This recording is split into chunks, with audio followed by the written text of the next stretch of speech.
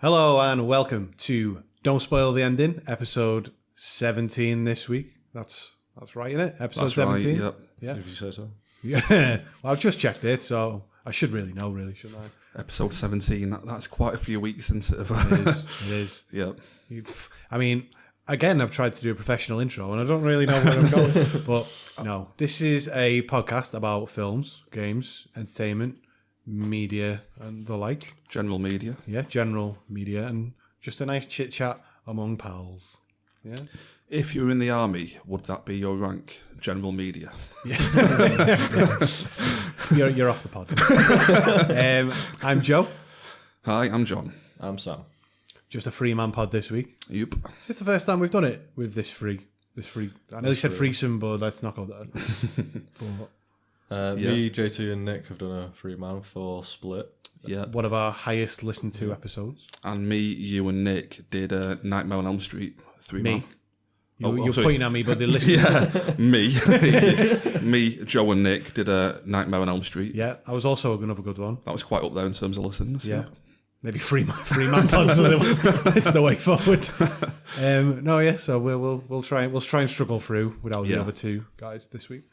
Yeah. Well, just to mention that, there is somewhere we could all be right now. Do you realise this? Well, you almost missed the episode because of it. Dunkirk has landed. Showing at 6 o'clock tonight. We're here doing the pod. We could be at Dunkirk right now. It has started. It's started. It's too late. 25 minutes too late. Harry Styles is already on the screen. Yeah. Yeah. It really bothers me that people have already seen that film, and we haven't seen it yet. Yeah. It's supposed to be one of Christopher Nolan's best films. I've seen people say it's his best film. Yeah. People are loving it. It's getting Oscar buzz already. It's the shortest film, I think, at 107 minutes. There might be one or two in there shorter, but since it became Mr. Blockbuster, it's definitely the shortest one. I can't wait. Harry Styles, my favourite One Direction member. Yeah. Yep. I keep forgetting he's in it, to be honest. Yeah. Yeah, I can't wait. I'm not really a cinema goer, which might sound strange, seeing as I'm on a movie podcast, well, media podcast, but this is one that I'm quite excited for. So I'm more drawn to go into the cinema to actually see this one. My excitement's built for it over the past few weeks. At first I was like, don't know, I'll go see it, not too fussed about it. But after seeing some of the reviews, I was like, people are saying this is better than the Dark Knight trilogy. Yeah. And it's like, that is one of my favourite film series ever. Yeah. As you guys know, I'm a bit of a bandwagon jumper. Yeah. Like, over the last few months, people have been mentioning it. I'm like, Christopher Nolan is such a great director. But like this week, all the buzz, I'm like, yeah, I can't wait to see this. Yeah. Yeah. I can't wait. Is there much else on the cinema at the moment? Nothing new this weekend, I don't think. Cars 3. I wouldn't mind catching it, but I won't go to the cinema for it, but I'll see it. yeah. I mean, I've watched a couple of films at the cinema this week, which we'll get on to. Spider-Man and Baby Driver. Yeah. Mention that later. Cool. Yep. Later on in the show, our main film review of the week is War Dogs. Yeah. Which is, we'll talk about that later. Funny film. Get a few laughs from that A lot of film. funny there, I thought. Yeah. Well, have we done anything interesting this week? Has anything happened? Because I'll be honest, I've spent most of my week playing Motorsport Manager, which... So this is an app game, and if you remember in episode 2, I more or less banned the discussion of... It was actually our second trial episode, so I'm not sure if people have actually heard this. Oh, yeah. So, yeah.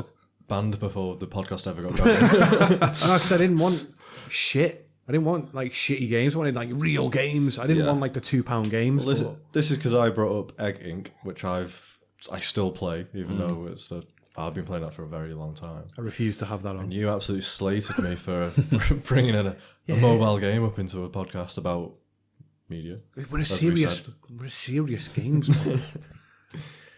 But no, that's just a clicker, isn't it? Yeah. Such a shit game. But what do you do on Motorsport Management? You just click a few things about... You don't actually drive the car, do you? You manage the car. Manage the car. Yeah. I manage my egg farm. By doing what? Clicking.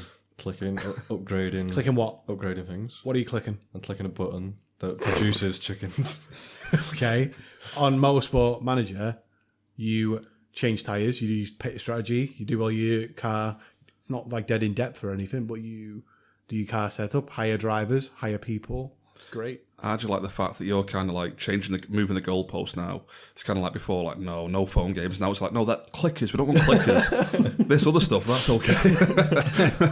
Well, yeah. So I suppose I'm going to temporarily lift the ban. I'm going to put the ban back on after I finish speaking about it. But $1.99 that game was, and that's less than a pint. And like I can drink a pint in 20 minutes. Like this game's like took me hours. Yeah, I'm not even finished with it yet. So it was a great little investment.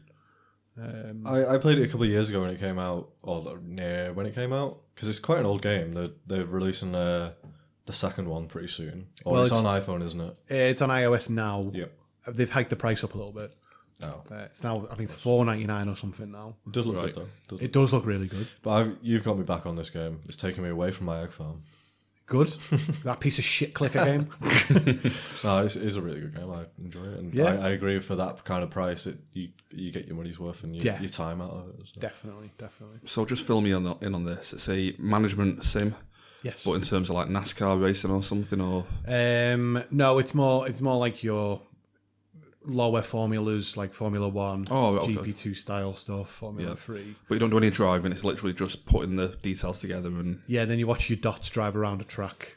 And then, but then if you've got a free track ahead of you, John, you can tell them to push, but the tyre word will go faster. It's like, what do you do? Right. That sounds quite interesting. Choose your strategy, how many stops you're going to have, and then it might start raining, which ruins your strategy. Yeah. But if it starts raining, you can use that to your advantage and come in for wet tyres before anyone else.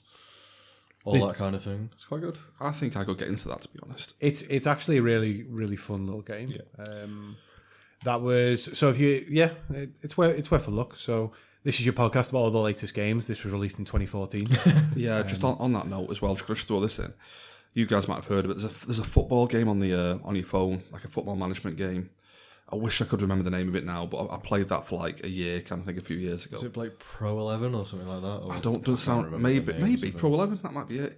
Where Mourinho's the cover star for that must be it. Yeah, and about 2 or 3 years ago when it first came out, I really got into it. Yeah. But it's one of them games that as soon as you have like a day away from playing it, just everything goes to shit, kind of thing. You know, like your players have suddenly like become shit. You know, what I mean, you've got to constantly keep it rolling all the time. To get all the best transfers, and when you miss out for a day, it's like I might as well just give up because I can't get back to where I was. But yeah, I really got into that. Sounds kind of similar. Yeah. I recommend Motorsport Manager. I might give that a look. Yeah. I sacked one of my drivers earlier. You get weird little dilemmas that pop up as well, and it's like they will say one of your drivers has been caught having an affair in the media. What do you want to say about it? And your options are like you can do what he wants, or it's terrible. It's like obviously you're like. Answer and stuff like that. Have a look at that old game and then check out the new one, which is the new one looks really good. But that's literally all the games I've played all week. I've got to admit I'm very game light this week. Well, actually, I've got something I can talk about, but on the thing of old games. Been playing Star Wars Battlefront a lot this week. From like 2015, sorry. Okay. The main reason being, last weekend, it was a double XP weekend, and there's still a few like of the higher skins that I want to get and stuff, to like level 70 to get a Shock Trooper skin and stuff. So I hammered that again last weekend. I still love Star Wars Battlefront. I think it's a great shooter. Really enjoy it. But I'll be honest, that's all I did on Sunday, just played Star Wars Battlefront, just trying to level up to get enough. I got there in the end, got enough... tokens and points to get me the stuff I wanted. So probably the last time I play it now before the new one comes out in September, I think it is, Battlefront 2. Yeah, just thought I'd throw that out there, like on the old games topic. Well, yeah, carrying on with the old games topic. Let's keep this podcast in 2014. Yeah.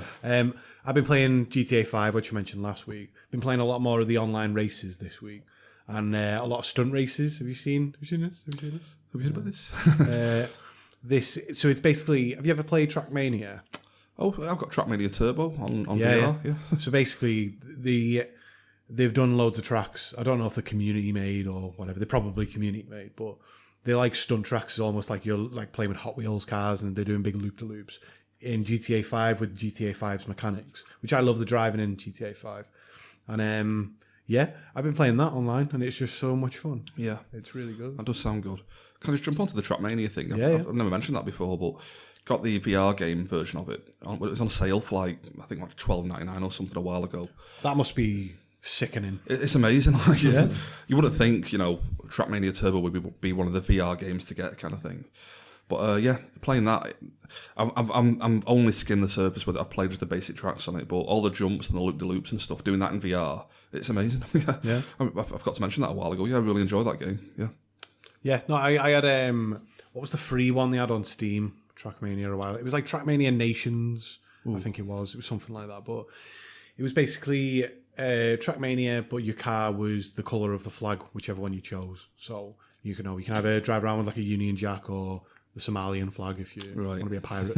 And yeah, it was just a free version of Trackmania, and it was like it was very community driven. So the servers were all like community servers, like everything had their own little weird twist on it, which you only get if you play PC games, where people can add their own fonts and stuff. It was just a mad thing. But yeah, I've played Trackmania, really liked it. I remember playing just these most insane tracks where you're just flying around the sky and like you're doing these massive like jumps and stuff.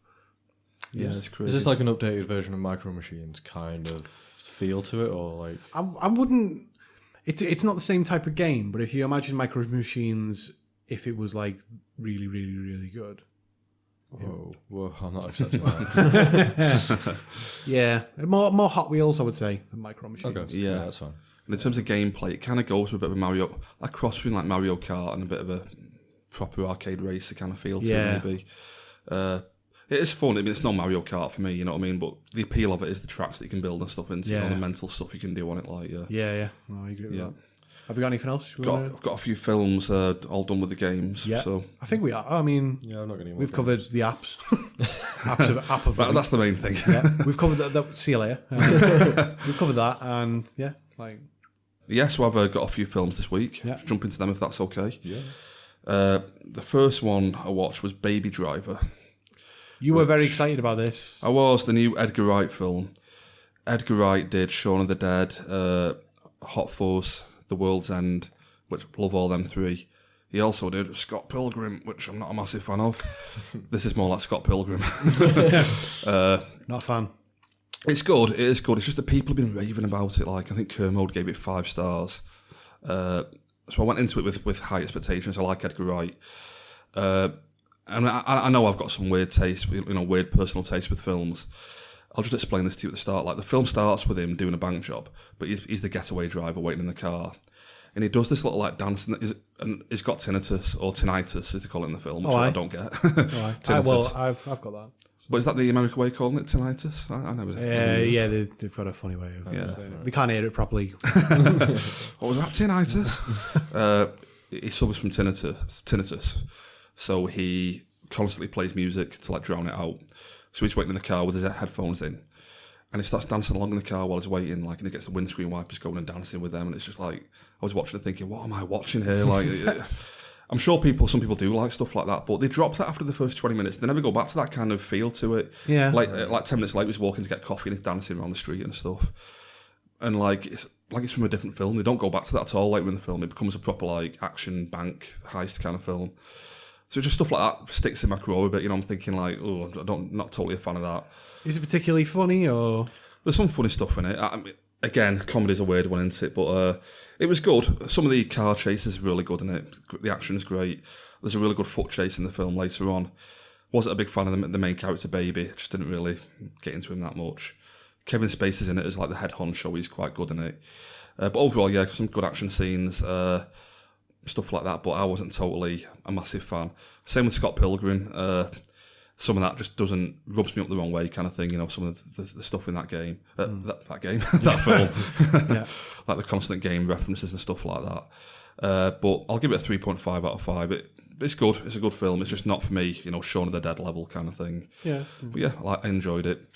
But the big one for me is Spider-Man. Do you mind if I jump onto that? Spider-Man Homecoming. Yeah. We had a bit from Nick last week, but Yeah, Nick watched it last week. Yeah. And he's the big Marvel fan of the group, isn't he? yes, Did he give it 3 out of 5, I think? it was a 3 or a 3.5. Yeah. He rated it well, but not that highly. I was expecting a higher rating. 'cause Yeah, I I've seen- thought he'd have loved it. Yeah, I've seen higher ratings from people who are not Marvel fans, yeah. and with Nick being the super Marvel fan. I really thought he'd be into it. I think you guys know I'm not a Spider-Man fan, but I love the Sam Raimi Spider-Man films, and I wasn't that keen on this film originally, but I'd heard a lot this week building up to it that was really getting me on board with it. I was building this up to be like a 5-star masterpiece before on a pre-watch. I was like, yeah, I'm gonna love this thing. I'd heard it was more like the Sam Raimi films. I'd heard some of the comedic stuff in it sounded like my cup of tea kind of thing. So I was like, yeah, this is gonna be a 5-star film. Went in to watch it. I was a little bit disappointed. Still giving it 4 out of 5. I still really liked it. Just a few things that I did like with it.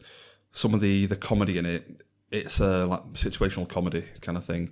I don't want to spoil anything for you guys, but like there's a bit involving a golf course that I found really funny. Okay. Really enjoyed that. The look of the film, I quite like the look of it. They go out of the way to like give him interesting things to wear. Like the suit itself is quite cool. What's your opinion on the eyes? I like it. I've got no problem with it, but a lot of people have. Yeah. When I first saw it in Captain America, I was thinking that's just a bit weird, but in this film, they go out the way to explain what it is. Like, because Iron Man has built the suit, it's literally like just tech. You know, like when he's zooming into something, the eyes go smaller and bigger, that kind of thing. So I'm fine with all that. Quite like that. Sounds good. There's this whole bit where cause they go into like it's like an academic like maths competition. They're called mathletes, aren't they, or something? Yeah. And they've all got these yellow jackets to wear. Don't act like you don't know what the word mathlete was there. I've never heard of this mathlete. It's like mathlete. Is this a thing? And there's a whole like contrived scene where he's in his Spider-Man suit, but he's wearing his yellow jacket over the top of it, which I just love the look of that. It looks cool, kind of thing, you know, just wearing like normal clothes over the top of the Spider-Man suit. Yeah, I do like. I do like quite that. like that. Yeah.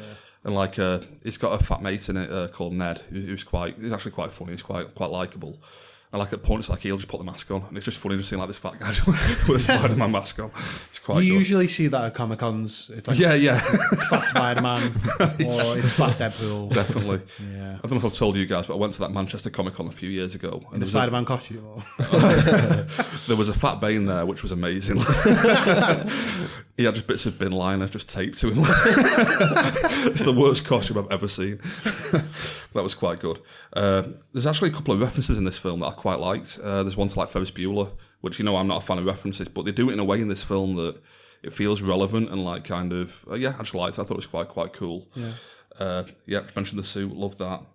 And there's a couple of big set pieces which I love. One at the Washington Monument, you see it in the trailer, but that's fantastic. Look, really, that's my highlight of the films for me, to be honest. Having to deal with that whole set piece, and one on the Staten Island ferry, which again is on the trailer. Really inventive set piece. I just loved that. Really enjoyed it. Just a couple of things that brought it down for me. Also, one last thing I did like, because it's almost a bit like Spider-Man Begins. You know, you kind of seen him at the very start of his career, kind of thing. You don't get much New York action in it, which originally you'd think like, you know, Spider-Man's all about New York. You know what I mean? I had the impression it was mostly in New York. Yeah, Just from like, you know, like the cover art and stuff. Yeah. I think in the cover art, is he not just sat? it's kind of like laying down with New York behind him Yeah. and stuff like. So it is a bit misleading kind of thing, but a lot of it just stays in like he lives in Queens, you know, like that borough or suburb kind of thing. And a lot of it is just small scale and a lot more personal kind of thing. Not a spoiler, but the Washington Monument bit, they make a deal about the fact he's never been this high before. You know what I mean? Like when he's climbing that, so it's just cool stuff like that you know makes you realise, you know, he is just starting out kind of thing. I loved all that. The fact it just stays small scale. Even the Vulture, he's just an arms dealer. You know what I mean? It's not like trying to destroy the world like in other Marvel films. Just an arms dealer, and Spidey's got to deal with him, kind of thing. I like the fact they keep it like personal as opposed to the world's going to get blown up in 10 minutes, kind of thing. Yeah. So a couple of things I don't like. The finale, I won't go into it, but the finale for me was just a bit of a write-off. Didn't enjoy that. The actual finale or the whole third chapter? The action finale, the very final action thing, I was like, this is what they've not done for the whole film, and they've just fallen into the trap of like just the generic action CGI stuff. You know, and I wasn't a fan of that. And Tony Stark, I know you're probably a big fan of him. I don't know if you're not a comic fan of him, are you? No, I mean, Iron Man 1. It's fine. I like that as a film. But I love Iron Man 1. Absolutely nothing else other than that, really. I like Robert Downey Jr. and I like the character of Tony Stark. I like him. He's in this film quite a bit. the guys at work mentioned that Happy Hogan was in it quite a lot, but I didn't think he. I thought Tony Stark was probably in this more, to be honest. And just whenever he turns up, I'm just thinking this would be a better film without him. We literally do not need him in this film, like other than fan recognition, like Iron Man's helping Spider-Man out kind of thing. It's like a little nudge that, oh yeah, now we're in the Marvel universe. Yeah, that's my issue with it. It's just constantly reminding you're in this bigger universe, and you don't need it. I don't think for this film. It would have been better, just small scale, like I was mentioning before, keep it on a personal level kind of thing. But yeah, then my two quibbles with it. But overall, I'm dying to give it a 4.5, but I'll stick with 4 out of 5. Really enjoyed it. Yeah.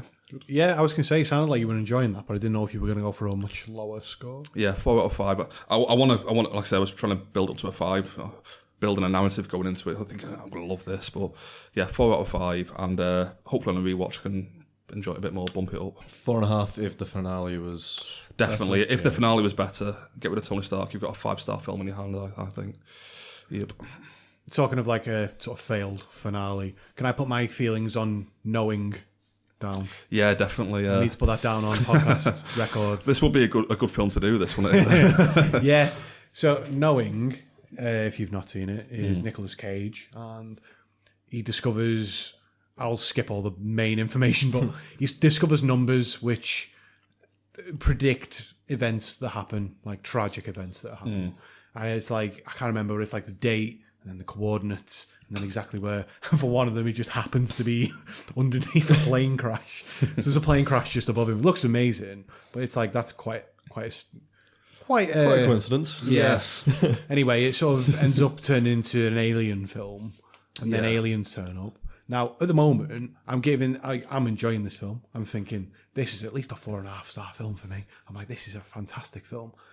You get to the end, and John, correct me if I'm wrong, but basically the ozone layer gets ruined, and the Earth starts cooking. I think it's a solar flare. Is it like a solar flare that burns away the atmosphere or something? Yeah. So basically, this whole scene happens. To Nicolas Cage's child and some other child have been taken by like these sort of angelic aliens, basically. Yeah. Where they look like angels, but they've just took them away.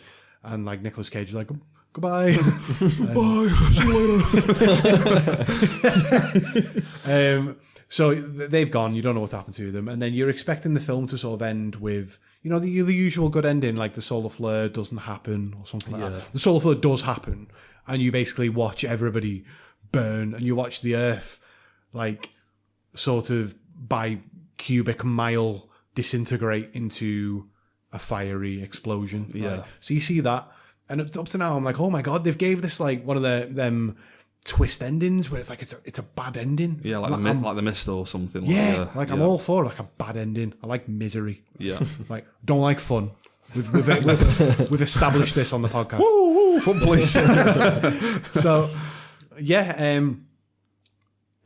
so basically it has the bad ending that you're not expecting, and it happens, and you're like, oh my god, I was sat there going, what a film. And then it shows the aliens landing on another planet that's like this perfect new world, and drops off the boy and the girl, and they're supposed to recreate humanity on this new planet. And at that point I was like, if you'd shaved the last sort of 15 seconds off this film, I'd have gave that film like a 4.5-star rating, because I loved it up to that point. Not a massive fan of Nicolas Cage. I can take or leave him, but loved that entire film until the last 15 seconds, and for me, just drops off a cliff at that point.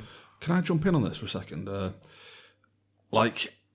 When I was in my late 20s, I think it came out like 2009 maybe or something. So I was a bit... it's 2009, I think. At the time, I was a bit older than you are now kind of thing, and I had exactly the same reaction. I was like, that's like 3/4 of a great film, and then they kill it. Yeah. Whereas like I watched it a few years ago, and like now I'm like, actually, I'm quite interested by that. Like, but I think we mentioned it before with The Leftovers. I'm trying not to ruin The Leftovers for me. It's not spoiling The Leftovers, but the older I get, the more interested I am in like religion and stuff like that. Not in terms of wanting to become religious, just like almost like, I know it sounds boring as fuck, but Bible studies, you know what I mean? Like I'm more interested in stuff like that the older I get. I'll let you carry on, but like I am getting what you're saying. Like, and the reference, I didn't get this the first time I watched it, but that reference at the end of the film where they drop them off on the planet, it's the Tree of Life, stuff like that. And I'm like, because since then I've watched Prometheus, which is basically the same idea of aliens seeding a planet and stuff. I'm like, I actually quite get into that now. Like, Yeah, that idea really interests me. No, I do know what you mean, because Yeah. I watched that one a few years ago when I was in my sort of mid-20s, early 20s. Yeah. And that's when I had that opinion. That opinion, whilst it still exists with me, it has cooled off a little bit. Yeah. And I definitely see what you're saying. Like, you know, I like the whole, like, you know, the religious sort of, it's the mythology, I think. Literally, I wouldn't mind actually learning more, like, you know, like Bible stories and stuff. Like, not because I want to become religious. I just find it like fascinating. The older I get, the more I find it interesting, kind of thing. There's a lot of mad stuff. I must sound like the most boring person ever. No, but like, yeah, if you want to listen to Don't Spoil the Ending Bible studies, that'll be our new show. The Gospel of John. Yeah, like, no, I get what you're saying, because the whole biblical mythology, and this probably ties in with, you know, stuff like Greek mythology and stuff like that. It is really interesting. Yeah, I love Greek mythology. Yeah, But if you manage to harness that properly and put it into like a film, it can be amazing. that's the thing. I'm definitely with you on this. They don't implement it in a great way. You know what I mean? Like, the execution is like, ugh. But the idea of it, I'm like, the idea of that actually, I'm kind of down with. You know what I mean? I mean, we can go back to our film where we did Sam's Choice, which was I Am Legend. Thanks for that, Sam. Like, that's, for me, when I watched... how down were you on that? It's just shit. I hope that came across at home then. No, like, because I picked up on the religious undertone on it, and I know we didn't all agree that there was a religious undertone, but I picked up on that, and I thought it was poorly implemented. I think you took that and ran with it a bit too much. Possibly. For me, for that film. It's because you love it, but you don't really, because you gave it 3 stars or something. It's an interesting. It's an interesting comparison. You know, like the fact that it comes in at the last minute of the film, kind of thing. And, Yeah, it's like knowing yeah. It's a good comparison. I started watching Knowing because I think we talked about it at work. Yeah. Like, I obviously knew what, after talking about it at work, I knew what the film was about and the ending. So you did spoil that for me, but I was going to watch it anyway. But I might just turn off for those last 15 seconds. If you do that, I still think it's a better film. When I hit my 30s, maybe I'll be like, oh yeah, I like the... I have an issue with films and TV shows putting in something right at the end just so they can have a number 2. Is this what that was? Were they looking to revisit it, or is it to do with the story? It's very much encapsulated in that film, so it finishes and you're like, that's the end. Right. Okay. That is the end of this, and it's supposed to leave it open ended. So that relates. I can relate that point to War Dogs, which we'll talk about. We're not going to talk to the War Dogs later. We'll talk about. We've got them on the phone today. But yeah. Can I just jump? Sorry, just one final point on Knowing. When I watched it again a few years ago, I'm sure they probably covered this in the film, and I'm pointing out a plot hole where there isn't one. But what I didn't really get with it was, sure, there's a solar flare coming, going to blow the world up. Why were people getting these mixed messages about how the world was going to end? What was the point of that? Like, other than you're going to get toasted in a solar flare. Bye. Do you know what I mean? Like, what was the point of it? Why would they want people to know that? What do you mean, like with the mixed messages? You know how they pick up wasn't there some girl in it who made notes of like, it was the Twin Towers will happen this day. Yeah, and then she all stopped the world's writing. disasters. Yeah, she stopped writing one day. Why was she getting that information? What was the point of telling anyone? Because they're all going to get blown up in a solar flare anyway at the end of it. Yeah. Do you know what I mean? But like, what was she deemed to have in the end? I can't remember. Sorry, I'm going off a tangent here, and I've not got the full information to hand. I should have probably, because I can't remember if she was like mentally ill or whatever. Because I think people thought they thought she was mentally ill, but she was actually getting these messages from like the aliens or whatever. Yeah, telling people about big disasters that are going to happen. Yeah. But to what end? Because you're all going to get blown up in a solar flare anyway. So why even bother telling people about it? I like that you didn't come with the information, but it sounds like you had the information hidden away somewhere. Well, that's probably right. Is that right? I mean, let's just go with it. People haven't watched it recently, so this is exactly how it happens. And anyone at home, don't check it. Like, don't check. From what I watched, there was a girl at the beginning putting the sheet into a time capsule, and she was writing. She was writing down the numbers. Yeah. So I'm guessing the girl was being given this information. She was writing down these numbers.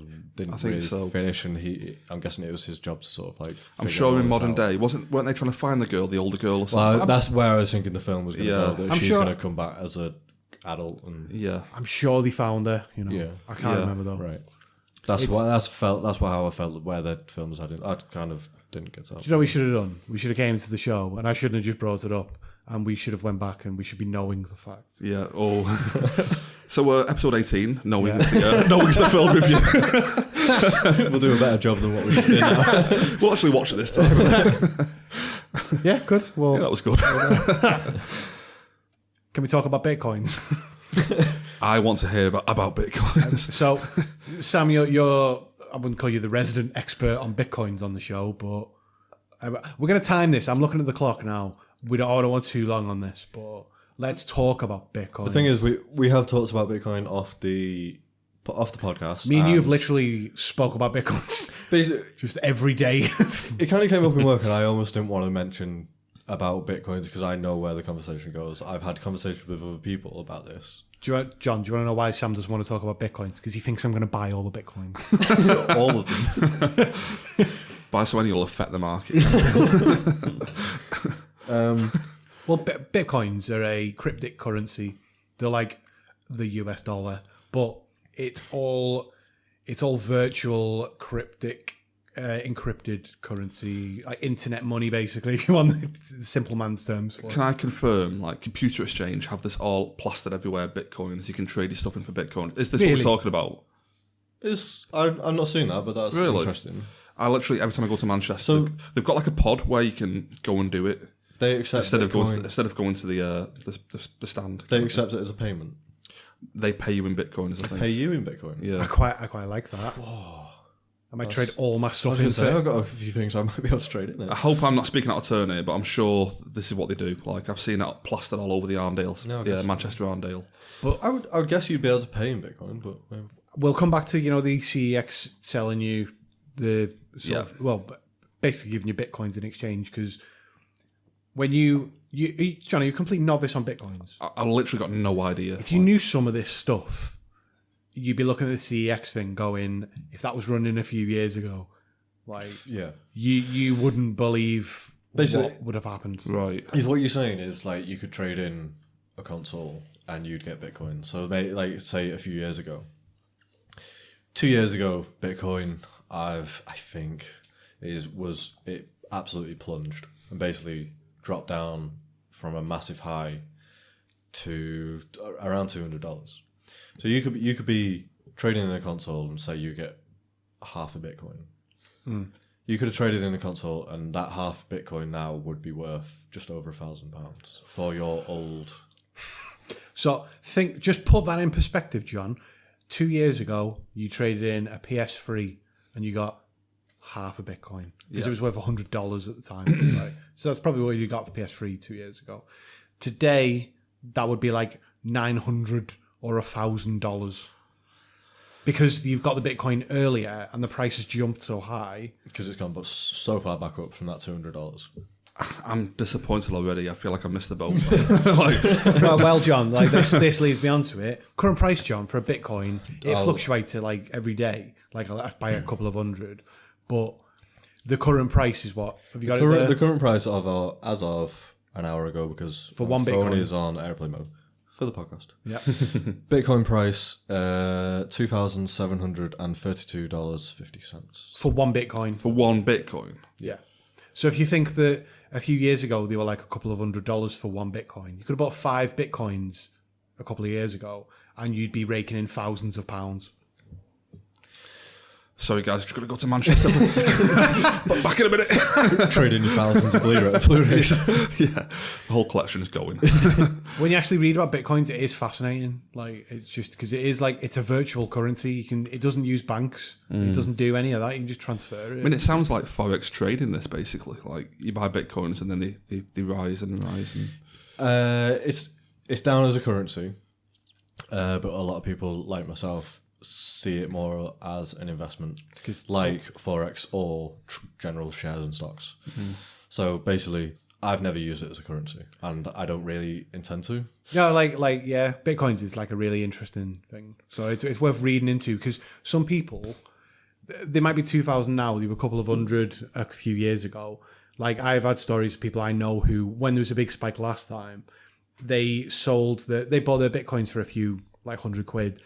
they cashed in when they were like about $3,000 they made from it, but it kept jumping up the first time, and they could have got 10 grand.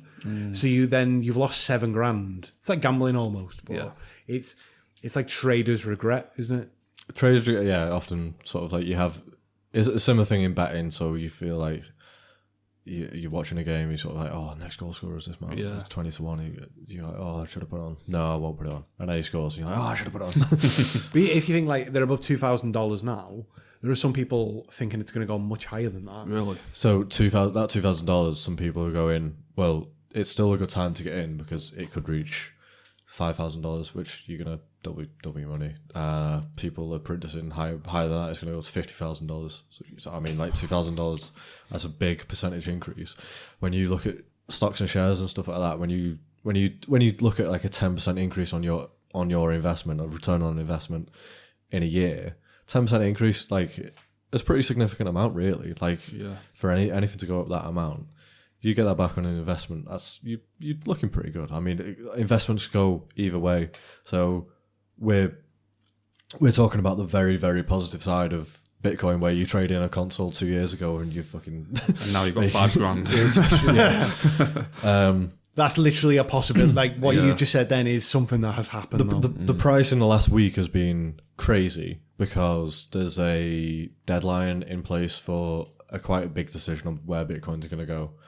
Basically, without going into too much detail, it's going to fork. Yeah, we're an entertainment podcast, not a... I'm gonna be really boring now, so I won't go into that. Basically, I don't know where I'm gonna go.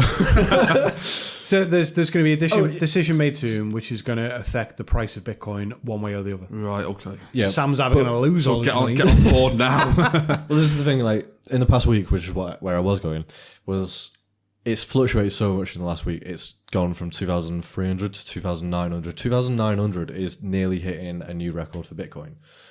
Record is $3,019 per Bitcoin. It nearly reached that, and basically it shot up from 1,800 to nearly 3,000 in a week. It's absolutely. So think about that, So John. just If you'd bought one Bitcoin like a week ago, you'd have made hundreds and hundreds and hundreds of pounds. There's no way some scaller's going in with like a Blu-ray of Beauty and the Beast and get like a Bitcoin for it. Is there? It must be something different. Like they won't be getting one Bitcoin nowadays. Yeah. Like back a couple of years ago, they could go, yeah, we'll give you one Bitcoin for that. And some guy's probably gone, oh yeah, I'll have one of them Bitcoins. Yeah. And now they're fucking rolling around in cash, drinking champagne. Do you know what I mean? Like now, I'm sure it's still there now. If it's the same thing, there's no way somebody's going now trading in a DVD and like, oh, you've got like 200th of a Bitcoin. well done. It's possible, honestly. Do you reckon? The thing is with Bitcoin, it is divisible by it goes. I can't remember how many It's zeros, a high but it's decimal. 0.000. So Really? one. Oh, right, Like okay. so, it does break down that you could buy $10 of Bitcoin and you get Right. 0.002 of Bitcoin or whatever. So it does go down that low. There's so much you can talk about because there's so many other cryptocurrencies that you can get into. So Litecoin, and one of the other big ones is Ethereum, which has come through. I haven't heard of that one. Dogecoin. There's a meme called Doge, which was a dog with... Yeah. Well, Yeah. this is the thing. When Bitcoin exploded, it was like, well, this is some guy that's made a currency, Yeah. and everyone started doing it. So everyone started doing these like joke coins, like Dogecoin. So, Yeah, but then they gained value over time. even though it was a meme. So this joke coin actually was valuable to a lot of people, and not a lot of people would have made a load of money on it. As far as I know as well, Dogecoin actually sponsored a NASCAR car a few years ago. Yes. Yeah. Just I googled the picture to just double check it, but there was a NASCAR car that John, I know you've not seen the Doge meme. Like we're talking 2014. Yeah. This is the 2014 podcast. It's literally a car with a Shiba dog on the front, and it's just doing a funny face, like. And that's the meme. And they made a currency out of a meme. And it's gained. And it's actually got traction. It's gained value. Yeah. Yeah. And you can buy that now and then sell that in a few weeks, and you might have made some money. But I feel like I'm like literally having a vision of the future here.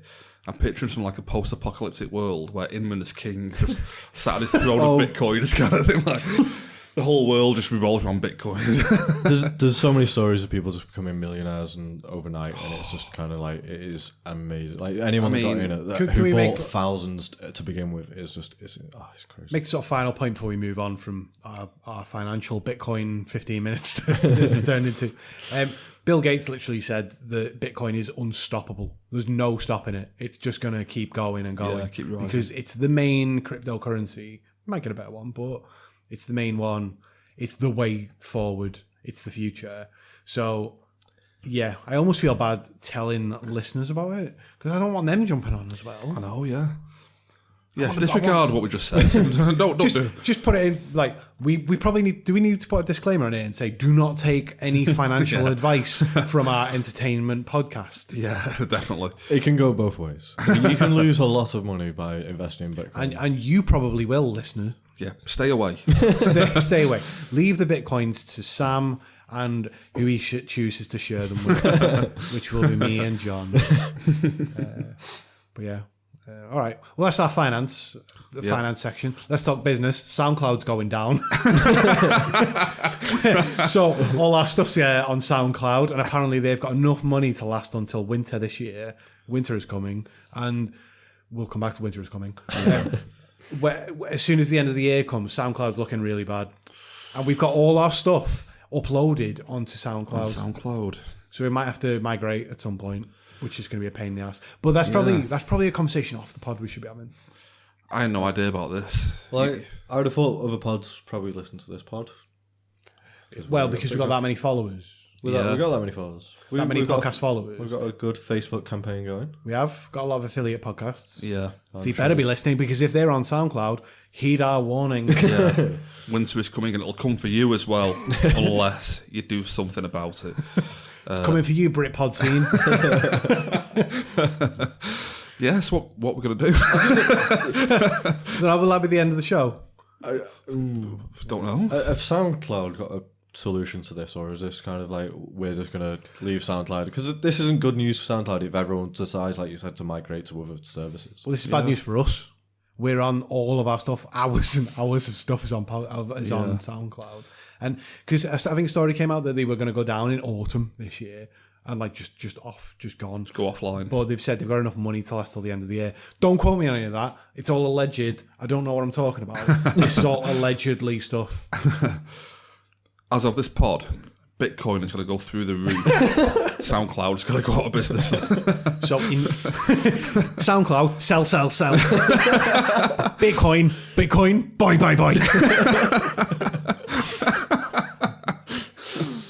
We're definitely going to read a disclaimer out at the end of this podcast. Yeah. Do not take any advice. This is not advice you want to live by for financial things. Any financial advice taken must be taken with a pinch of salt. I would rate Dogecoin 5 stars out of 5. Can we have Bitcoin as our new rating? 5 Bitcoins out of 5. Can we rate War Dogs out of Bitcoins? Because I want to do that. Let's do that this week. This week. Yeah, but your ratings are going to change in value when Bitcoin changes. So in 2 years' time, It could be 6 War stars. Dogs should be a really crap rating. Yeah. Or vice versa. It could be like, in future, we'll be like, Spider-Man 12, 8,507 on Bitcoin is out of 10,000. Well, then, what happens if you give what happens if you give the film like a 5 SoundClouds out of 5, like 5 SoundCloud dollars out of 5, and then that's gone down. Like it may as well be a 0 in a few years. Exactly. I think 5 SoundClouds out of 5 is still a bad rating. In current climate, yeah. Right.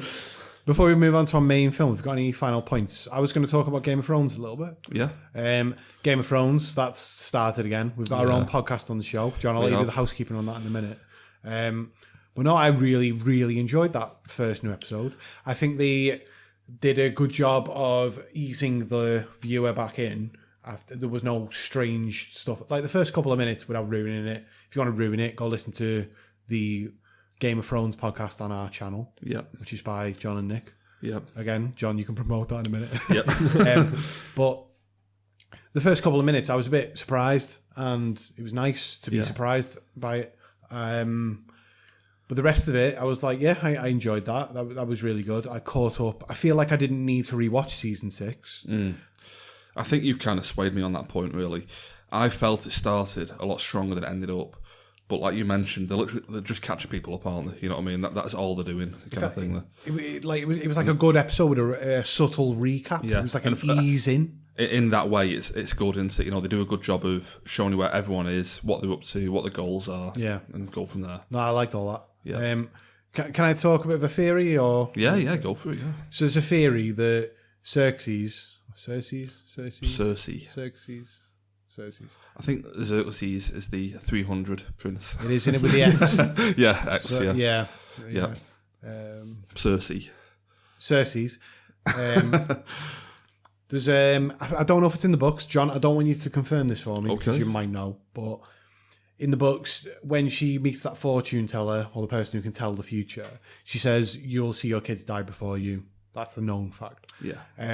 She also says, "You'll become queen as well." Well, that's a fact. That's Which has happened. yeah. I don't know if this is true, but apparently she's going to be spoilers. Game of Thrones spoilers alert here.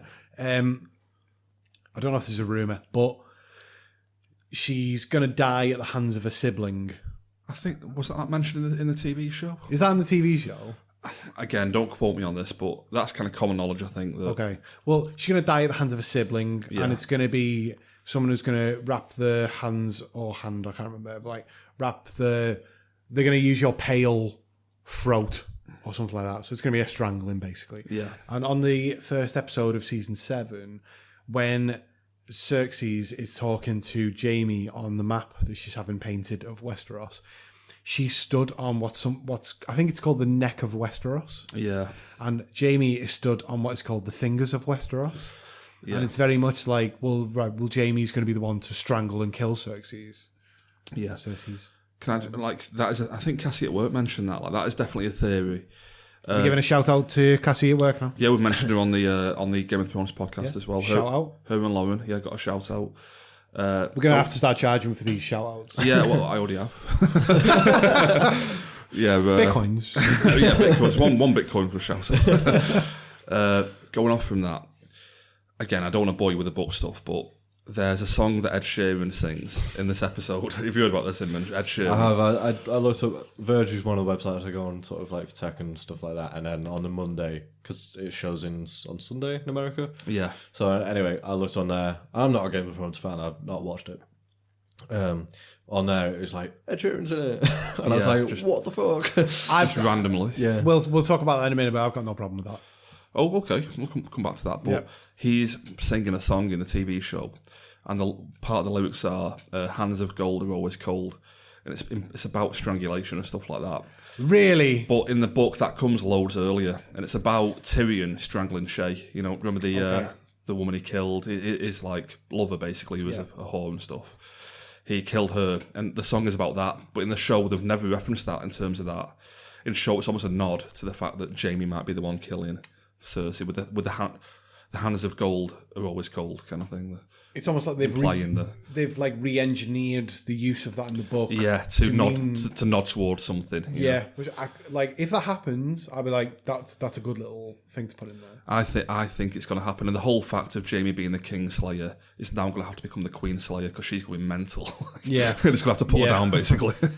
Yeah, No, I like all that. yeah. That's the only theories. You know, I'm not No, of not course, spoiling yeah. anything like, but Well, like speaking of Ed Sheeran, like I know there was a lot of stick given about that. Yeah. I did think it was funny how Ed Sheeran like sang a bit of a song and said a couple of words, and then he was sat next to Arya, and he was in pretty much every angle shot in that. He didn't say anything. I was like, okay, I can understand it. Ed Sheeran, the guy just headlined Glastonbury. He's top like I think it was either the UK chart or like is there a world chart these days? I don't know, but he had most of his songs in the top 10, and I was like, I think this he guy. took up 9 of the top 10. is that what it It was was? something mental. So they've had to change the rules so that never happens again. Really? I Yeah, didn't know they've that. changed. Well, they've changed the chart rules now, so you can't do that again because you can't have. Oh, at number 10, Ed Sheeran. At number 9, Ed Sheeran. Number 8, Ed Sheeran.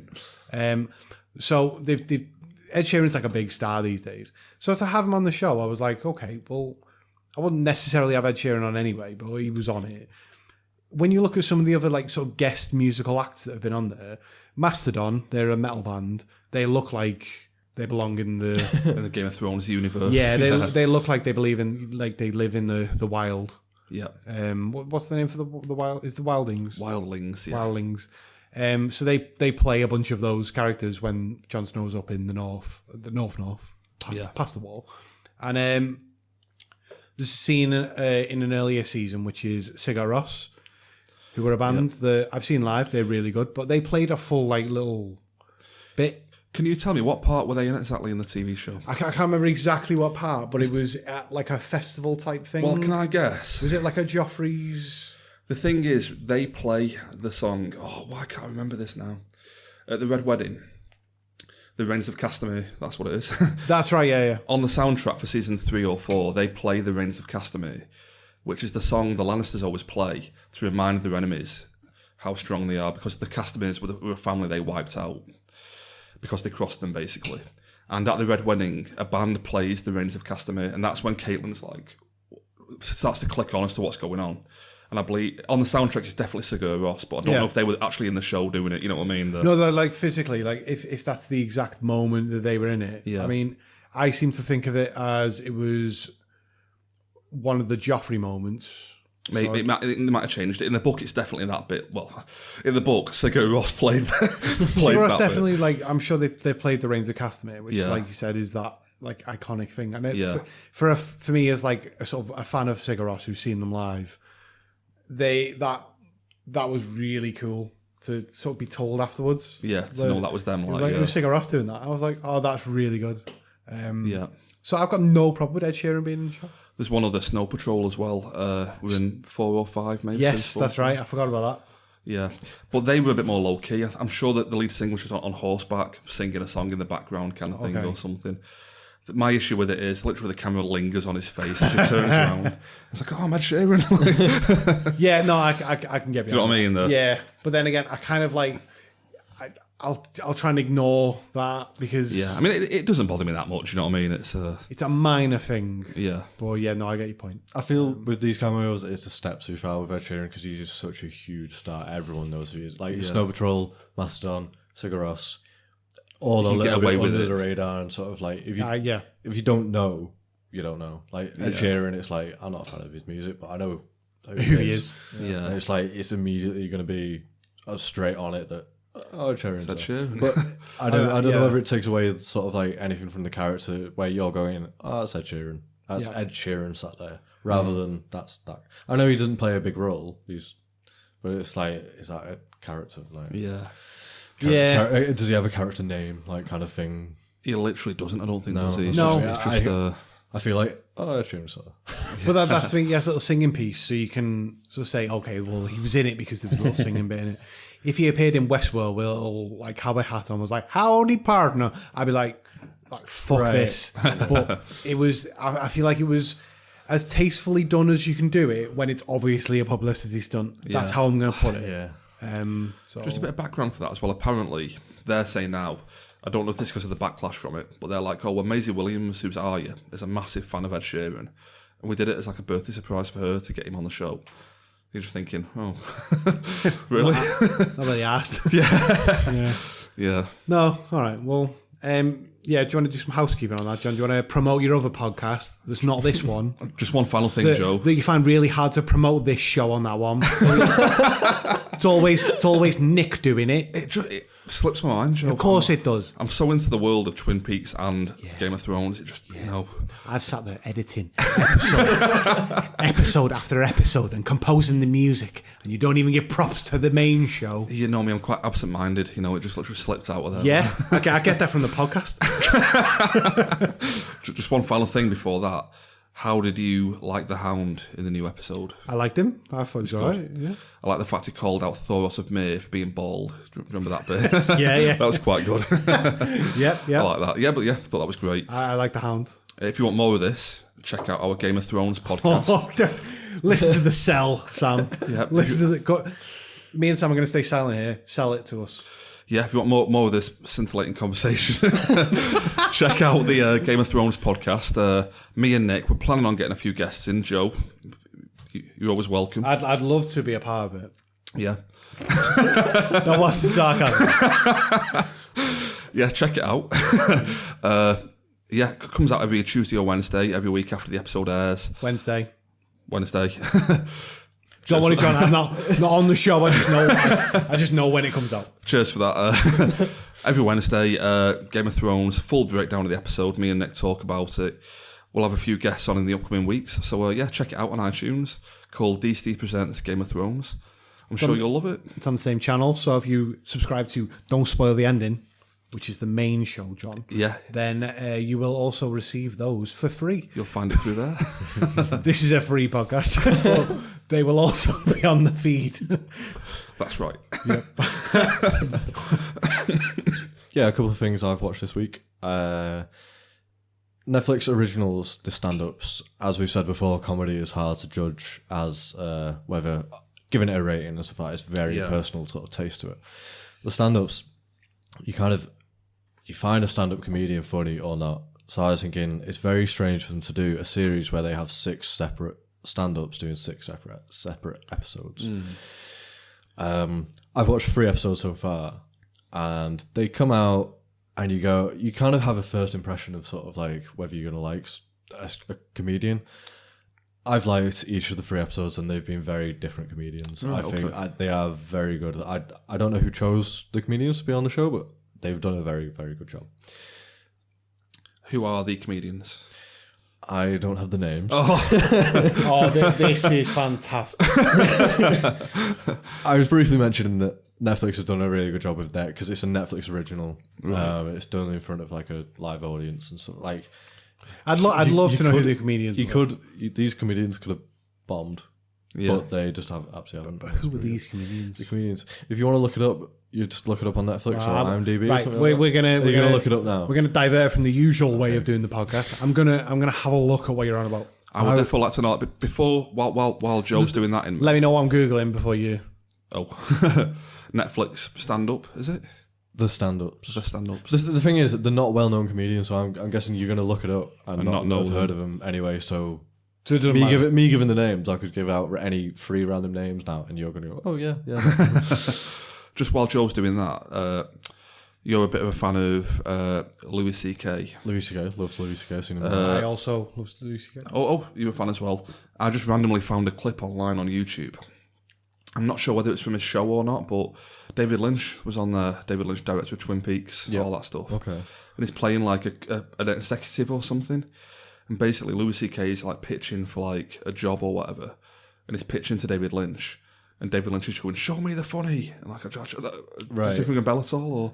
No, I'm not sure. I've seen Louis, which is his most recent like comedy show. Yeah. I doubt David Lynch would have been in. Right. There's a show which was set out as like a sitcom, which didn't do very well. I think it got cancelled. That was one of his first things he did for TV. But Louis, that he does now, it's amazing. I absolutely love it, and everyone should watch it. Well, it rings a bell. What happened? Like in the episode, David Lynch is saying, "Show me the funny," because he's trying to get him to sell his pitch to him. He's like, I'm not that kind of funny. It's possibly like he goes for a presenting job for like the Daily Show or something. This might be it or something. I think he goes for one of those jobs where he's going to be the presenter of like one of the American talk shows. Yeah, and I feel like he does definitely go into a room with an interview, and it's awkward because it's going really badly. Yeah. But at the end, he finally relents and just tries to do some like stupid comedy, but it just goes really badly. Yeah. And David Lynch is like, right, I'll give you another week. I think that might be it. Yeah, but that's Lynch behind the desk. I didn't know that. Yeah, that's interesting. That's good. Sorry, Joe. I mean, I was googling, but I've not found it. You've not found it. We're in the Don't Spoil the Ending studio that's been built It's been purpose built for the podcast. World headquarters. Yeah, this is HQ. Unfortunately, the internet doesn't reach through the solid lead walls that we've built. If I can take my phone off airplane mode. Nope. Please no. Okay, producer Joe. I don't want to be dealing with the signals. So if we're not going to know them anyway. Honestly, like I've never heard of the comedians. I love that you've turned up to a podcast to talk about some comedians on a Netflix show, and you go, "Oh, who was on it? I don't know." The bit you're going to edit out where I say I'm briefly going to mention Netflix, the stand-ups, and I think it's funny. I that's all I've got written down. Like Netflix for stand-up. It's fine, guys. Next week, I'll have watched Knowing. I'll have got the names of the comedians. I'll come prepared. It'll be such an anticlimax if I come next week with the name of the comedians. I'd go, oh no, I don't know those comedians. It was Jimmy Taylor. Shall I move on to a comedian you will have heard of? Yeah. Jerry Seinfeld. Right. You've heard of him? All right, okay. Yeah. Yeah.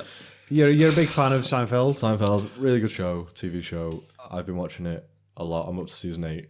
Right. I mean, I feel like we've not had a catch up for a while about Seinfeld. I'm still back on season 3 at the moment, to be honest with you. I've not watched it for a few weeks, but I think you're at the good part. It goes pretty silly, pretty near where you're at. yeah. When I'm watching the show now, I am taking it as it's like a bit of a silly show. Like it's a bit more out there with like the gags and stuff like that. Bit wackier kind of thing. Yeah, definitely. I mean, I mentioned to you before, like, have you got to this part yet where Kramer's working in an office and like, well, he's not even working there. Literally, he's not getting paid or anything. Have you got to that part yet at all? I don't think I have, no. Oh, well, you've got all that to come there. Right, okay. Yeah. Well, I've got season 8 and season 9. Season 9's the last one. Right, and that's really wacky. I remember getting into it at the back end of the show kind of thing when it was airing, you know. Yeah, but... his money situation of, like, he just doesn't have a job throughout, like, where he's getting his money from. He always has these wacky ideas of, like, he's going to set up a pizza business where you're going to make your own pizza and, like, everything like that. So... It's wacky now, and I'm just not taking it as seriously as well. I do like Kramer, but is he the weak link for you kind of thing? I don't think he's the weak link. He's one of the funniest people on there, but it got to a stage in the show where he seems to be the star of the show, where, like, you know, you get guest appearances in, like, Friends and stuff like that, so where Bruce Willis walks in, and it's like, woo, Bruce Willis, like, walked in, the audience clapping. Yeah. Well, Kramer would, like, burst through the door in his usual way of, like, banging into the door and sort of it's being clumsy. The audience would go crazy over that, and it's like, he does that every episode, and he's a main character. You don't need to, like, whoop when he comes in. I mean, I'm literally going back to, like, memories from 20 years ago here, but it was to the point of where Sky TV advertised the show with, like, a collection of, like, Kramer door slides. Have you seen his door slide yet? Where there'll be loads he of opens YouTube. it and slides in kind of thing. It was literally just a collection of that for the advert for Seinfeld. No, I can imagine that would be a seller, and, like, that's how it seemed to be sold, like, with the audience going crazy for it and stuff like that. Another thing I watched, All or Nothing, which was spoiled for me last week. JT? I don't remember this. Well, I certainly do. Watched a couple more episodes of that, and I can't watch it in the same way, JT. Oh, really?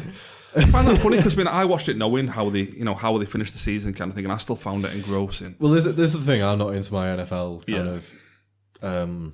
I don't watch NFL. I don't follow it whatsoever. I don't know what happened in that season. I now know what happens in that season. Well, you don't know how it happens. I don't know how it happens, but I am watching it. It's not worth. It is worth sticking with. It's really good. I'm definitely gonna continue watching it. It's really good because it's not. A lot of the documentary goes into the lives of the players as well. It's not all about the results of what the team. And the coach. Who's asked about the players? Is this where you can ask me the player names? Like, oh, I don't know. Who the player names?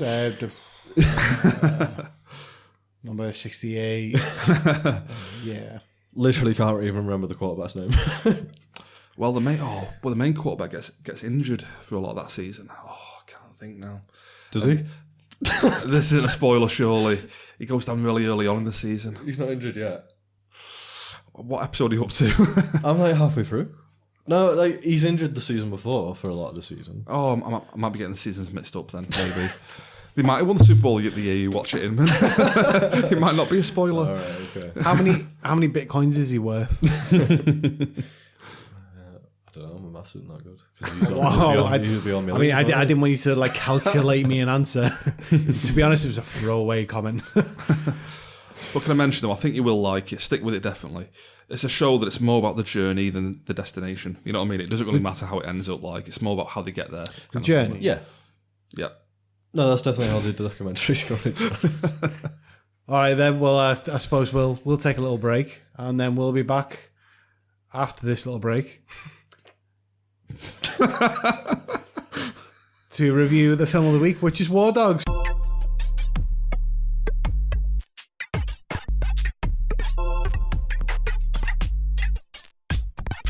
We're back from our little break. We're here to discuss War Dogs, which is our film of the week. Yep. I've got a film synopsis if you want me to read it before we start. Yeah, let's go. All right. With the war in Iraq raging on, a young man, played by Jonah Hill, offers his childhood friend a chance to make big bucks by becoming an international arms dealer. Yeah? Yep, So he's sort of like selling carpets early on, or rugs. I don't know what the definition is between a carpet and a rug, but Yeah, I don't know. I was hoping you'd come in with something there. Together, they exploit a government initiative that allows businesses to bid on US military contracts. Starting small allows the duo to rake in money and live the high life. They soon find themselves in over their heads after landing a $300 million deal to supply Afghan forces, a deal that puts them in business with some very shady people. Yeah. So, what did we think of this film? Like from the offset, like Yeah. How do you want me to jump into this? I've got notes for scenes. I've got random points. Can I jump straight to a scene from the film? Are you okay with that? as long as it's not the end. No, it's a point referring to what you mentioned there. How Jonah Hill and Miles Teller win the contract to supply the arms for the Afghan army. Should we do the start bit first though? That might be an idea. That is the laugh of Jonah Hill. Just put it out there. Yeah. I mean, I don't know if this is based on anyone. I think Imran's got a point for this, but Yeah, Sam actually did research whether this laugh did like Jonah Hill's laugh. Is it anything like the person it's based on? No. No. Jonah Hill basically went to the director and said, "I've got this little thing. Can I put it in the film?" That's it. Basically, he met up with David. Ephraim refused to meet Jonah Hill. He met up with David, and David said, basically, Ephraim is one of these people you're going to remember forever. And Jonah Hill said he thought about a couple of people that he's met before and sort of only once or twice, but he's not forgot. He said basically their laugh is their key to why he's not forgotten them. So that's why he put it in the film. As like it's actually nothing to do with how Ephraim laughed or anything like that. yeah, it's just like for him, it's a personal on-topic kind of thing. Like, yeah. Yep. Joe's really good at this. I peaked the microphones really bad there. Yeah, we got a WhatsApp message before. That was quite good. Yeah. So like the film sort of starts off, and you end up in a scene where Jonah Hill's character comes out of a motel or a hotel, Yeah. and there's some drug dealers outside. Oh, yeah, yeah. And he goes up to them, buys some drugs. They don't give him the drugs, but he's just lost like $300. Yeah, just handed the cash over. They pocketed it and been like, get out of here, fat guy, whatever. Like, Yeah. So he walks to his car, goes in the boot, and pulls out, what is it, like a submachine gun? yeah, something like that. And walks over and starts shooting it in the air. And obviously they scatter. And He shoots in the air, quite Scarface-like. yeah, there's a lot of Scarface in this. Scarface. This film, it's not only do the characters reference Scarface, it wants to be Scarface. Yeah. This film, like, Well, the DVD cover is a play on the Scarface DVD cover. yeah. I mean, can I go from that onto one of my points that the director Todd Phillips, well known for his comedies he's done, Old School, love Old School, great film. The Hangover one, I know you're not a fan, Joe, but I love Hangover. I'll stick with you with Old School, Okay, but Hangover 1. Hangover 2 and 3, you feel like he's getting bored making them, as if like it's just another one of these fucking like I was bored watching them. yeah Franchise, isn't it? yeah another one of these comedies I want to churn out, and like as if like he thinks like I should be making stuff like the War Dogs, I've got to make Hangover 3 or whatever. And then you watch War Dogs, and it's just like a tribute act to like a Scorsese film or a De Palma film. It just wants to be Scarface kind of thing. So not only did they reference it in the film, it's wanting to be that as well. And I'm not a big fan of that. Like, do you know what I mean by that? It's wanting to be something else, and it comes across as like a copy rather than an homage. Rather than that, do you know what I mean? Like, it feels a bit like he's just trying to copy a Scorsese film, like The Wolf of Wall Street or something. I got that vibe all over this film for me. I had Wolf of Wall Street in there as well, sort of like the way Jonah Hill is like, when Miles Teller, David, walks into Ephraim's office, he's on the phone, he's like giving it the sales pitch, and I was very like, this is Wolf of Wall Street. And the way definitely. the way he comes across is like, absolute swag, like how it is in Wall Street. Very Tony Montana, you know what I mean? The whole point of Scarface was, Brian De Palma always says this, he made Scarface. When he was making it, the point was that you wouldn't like Scarface in the film. You'd think he was a tasteless clown kind of thing. But people watched the film and thought, God, what a style icon kind of thing. And it's like, no, that wasn't the point. Like, He has a car at one point, like a yellow car with a polka dot like convertible hood.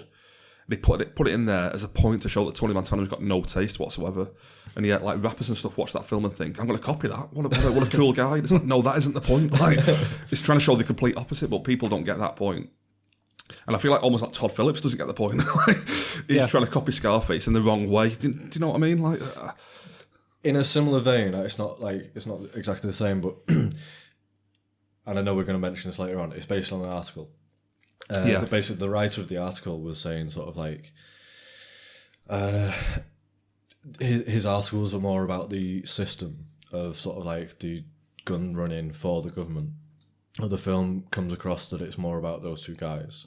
I suppose that is where the story is for a film. Yeah. The writer of the article was like, yeah, it's kind of missed the point of what my article was about. I think you're right on that. Like The Wolf of Wall Street, we mentioned it then. Excuse me. The Wolf of Wall Street got a lot of flack because people felt it was glamorising the character of Jordan Belfort, was it? The main guy?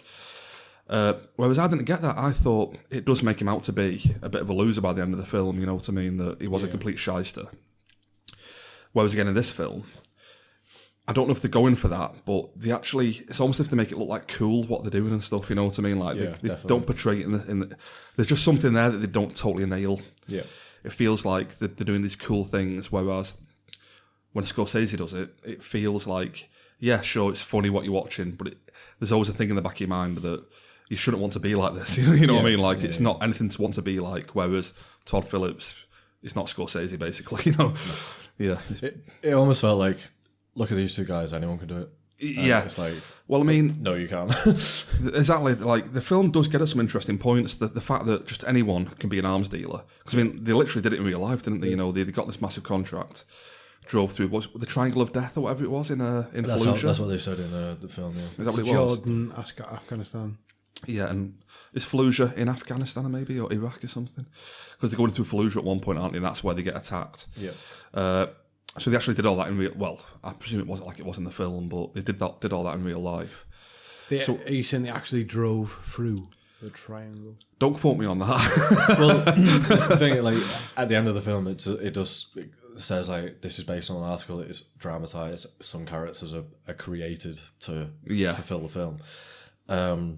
One of the things I read looking into it, yes, they were in dangerous positions doing gun trades, but they mostly did it from behind a computer. Whether they, I don't whether they know, actually went there. I don't know whether they drove through the Triangle of Death.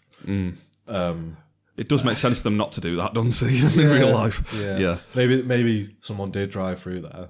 Yeah. And they got someone to drive through there, but maybe they weren't with them. Just going off from that as well, like, another thing that I find really interesting is the bullet packing scene. Just the idea of having to, like, get 68,000 crates, whatever it was. Is that right? Something like that. And millions repackage of bullets. them. Yeah, millions of bullets. 100 million bullets it was, wasn't it? Yeah, and repackage them. I'm probably sounding really boring on this podcast, but that is an interesting prospect to me, like the idea of doing that. As a sort of upcoming mathlete. Yeah, upcoming mathlete, Bible studies. Yep. I'm now working in a box factory, repacking stuff. I found it really funny when it was like, so how much is that going to cost a Reebok? And he was like doing a little thing on the calculator, $100,000. And they were just both kind of like, yeah. They were just like, this is stupid. We try not to laugh. I like the thing of like, they lean over and go, let's pretend we're discussing this. Where are we going for dinner? That was quite good. I like that bit. But I think that there's some really interesting stuff in the film, but they don't totally nail it for me. They almost like just skim the surface of it. And I think, no, go into that in depth. That would be, I want to see that, you know what I mean? But they only ever touch the surface of it. It was the repackaging guy that brought them all down, wasn't it? Because basically he didn't get paid. Yeah. And he just rang up. Which thing is very pointed for this entire film, that the one guy you pay the smallest amount of money to I was gonna say they were making fucked you over because you fucked up the tiniest detail. they were making a joke at how little they were gonna have to pay him, and yet they still didn't pay him. Didn't pay him. Yeah. And then they ended up in, like, you know, we won't spoil the film yet, but they ended up in the circumstance they were in because they didn't pay that guy. Yeah, and that's what became their downfall, basically. Yeah. Yeah. A very Scarface kind of thing. I'm sure in that film it all backfires because he doesn't deal with one of the small things. And they come to kill him at the end of the film like that. Yeah. Yeah. Yeah. I like Jonah Hill in the film. I thought he was really good. Yeah, very good. I know he's sort of seen in some circles, and probably mine, that he's more of a comedy actor. He does the comedy roles, but he's building up a portfolio of serious roles. Yeah, definitely. That he's done incredibly well. Yeah. So Moneyball, there's Moneyball's my favourite. I think he's amazing in Moneyball. He's great in Moneyball. He's so like understated and everything. He clearly knows everything about baseball, but he waits for someone to ask him before telling their opinion. Like, you know, War Dogs, obviously, as we're talking about it, I think he's really good in War Dogs. So War Dogs, like you know, he's good in that. You've got Wolf of Wall Street. Wolf of Wall Street, yeah. Like, that was the one where it was it Martin Scorsese? Yeah, Scorsese, Wolf of Wall Street, yeah. And he got paid very little to be in that, but he wanted to be in a Scorsese film. Yeah.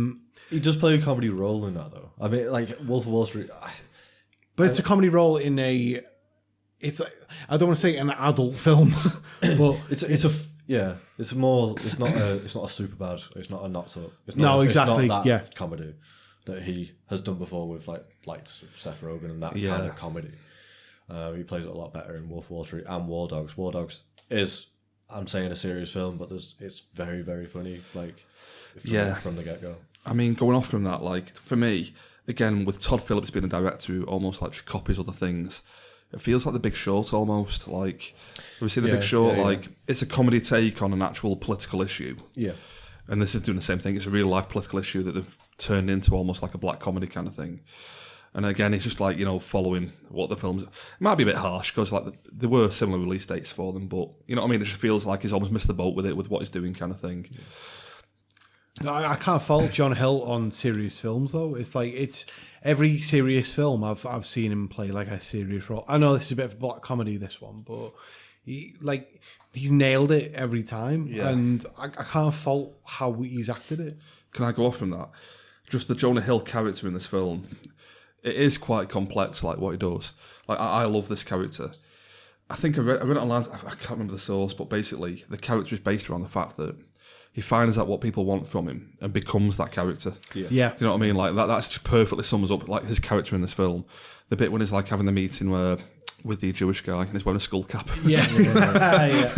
He's only he only invests in their company because he thinks they're like fighting to save Israel. Yeah. And isn't that the guy who like launders the money for him or something? Yes. Yeah. So there's little details like that. And not to jump to the end of the film, but just the scene near the end where he's talking to Miles Teller. And he's trying to win him back over. And it's like, it's like that scene from Scarface, you know. In the elevator. Yeah, and I was watching it the other night. And then it all goes pear-shaped. And it's like, I wasn't even watching Scarface the other night. Miles Teller calls him out. He says, you were never my best friend. You played the part to be my best friend. Yeah. And he says, like, Scarface wasn't even on TV. I just love that. It's like the icing on the cake for that character. That's just the perfect way to finish it for him, kind of thing. I do. I kind of have doubts on that because of it. They were childhood friends growing up. So I mean, at some point, I don't know how dramatized that is for the film that he plays all these different roles. Yeah. But like, I'm kind of thinking they were childhood friends growing up. For him just to go, I played the best part of your friend. Like, I think they just knew the relationship was over when they got caught by and the whole contract thing was going on, that kind of thing. Yeah, that kind of finished was stuck it out in Albania. Yeah, that's kind of like he's taking me for taking the mickey out of me. Yeah. Talking about Albania, like this was shot. I don't know where it was shot. Whether it was shot on set in Romania. It was shot in Romania. The Albania scenes were shot in Romania. So like the hotel is in Budapest. Okay. That's an actual hotel in Budapest, and the warehouses were in Romania, they actually speak Romanian as well. I'm not up on my Romanian, but You sure? no, on the trivia on IMDb, they're saying that they speak Romanian through the warehouse shots and stuff like that. Well, I liked the setting and the cinematography of the film. I thought they were both. Great production throughout, I reckon. Yeah, I agree with that. Yeah. Definitely. I agree. I mean, that's one thing with Todd Phillips, that he shoots it in a very, I can't even think of the word. I want to go to like Michael Bay, but it's not a Michael Bay way, but it's a very marketable way. It looks very nice, you know, everything, even like in Fallujah. You're like, oh, I wouldn't mind holidaying there. Looks quite nice there. Would I be out of line saying that, like, I watched the film and I know it had John Hill. It's not really got anything that similar to it, but in a similar way to Wolf of Wall Street, where the way it would like change scenes and the way it would film certain scenes, like it was very, I don't know, it was like very thought out. It was like the editing of it. Yeah, the editing. It's Yeah, like, definitely. I mean, Inman has mentioned something off the pod before. The intertitles. yes. The lower. I mean, I'm not a big fan of what they do, but I like the style of it. You know what I mean? I think. Go on, Sam. I was going to mention these. I don't like that they've done this. I feel like it's a very convenient way of them just going, right, we're finished that scene, we're gonna move on to this place, even though it might not make sense. But if we put an intertitle here, with a little quote, It's like it is a little quote of what's going to happen. yeah, Yeah. I wasn't a big fan of those. Can I just go off topic for 1 second, if that's okay? Tarantino. Not that I've mentioned him before. Your boy. Your boy. my boy Quentin, you called me out last week. Your boy Quentin My boy Tarantino. QT. Yep. His biggest criticism, I think Mark Kermode was fully behind this, is that he makes amazing scenes. He doesn't make an amazing film, which I don't agree with. And he says that he almost uses he does a lot of black cards, with chapter titles, and he uses it as a cheat to get from one scene to another, so that he can finish one scene in one location, put a black title card up, jump to another one, and all of a sudden, nobody questions it. Yeah. Whereas without that card, they'd be like, hold on, we've just jumped over here. You know what I mean? So it is a bit of he calls it a bit of a cheat with QT. I'm fine with Tarantino, but Todd Phillips can't do it. Yeah, no, all right, I get that. Do you know what I mean? No, yeah. So I know what Inman's saying there. It can feel like a bit of a cheat kind of thing. Very convenient, just an easy way of doing it. You see that in a lot of places. Yeah. It's just the way they'll preface it in a certain way. Yeah. And it makes it's almost like you're cheating the editing. I think you're onto something there. The way Tarantino does it, it feels natural. Like you're literally at the end of a chapter and you go into another one. The way Todd Phillips does it, he throws a quote in from the film that they're going to say at some point in that scene. Yeah. And so it becomes right, when are they going to say the quote? I'm waiting for them to say Yeah, that you're just literally quote. waiting for them to say the quote, and how interesting it's going to be. You know what I mean? So it feels a bit cheap in that way to me. But Yeah, I get that. yeah. So I wasn't a massive fan of that. I like the style of it, but I'm just not a massive fan of how it was used in the film. Just one final point on Jonah Hill. Those shades. I like those shades. Yeah. I've got another thing about shades. I do like him with Jonah Hill, but Bradley Cooper's character, Henry Gerard, his shades had they were very reflective. Right. I'm going, is that, were they added, was the reflections added on afterwards? Because I didn't notice that. I figured yeah. it was because of the bloodshot eyes, why he had reflective shades on all the time. Do you notice that? I don't. yeah, I know he's had bloodshot eyes. I don't think we've talked enough about Bradley Cooper yet because he plays a good character in Do there. you like him in this? I like him in this film. I like Bradley Cooper. With this film, it feels a bit neither here nor there for me. I don't dislike him. You know what I mean? But that's my opinion on Bradley Cooper in most films. Really? Though. But for this one, it was I know he was playing a certain role, but I could get behind that. I thought it was fine, for what he did. I'm a big fan of him in David O. Russell films, The Hangover. The Hangover. Yeah, good call. Yeah, love him in The Hangover. Anything by David O. Russell, Silver Linings Playbook, American Hustle, Joy. I think he's great in all them three films.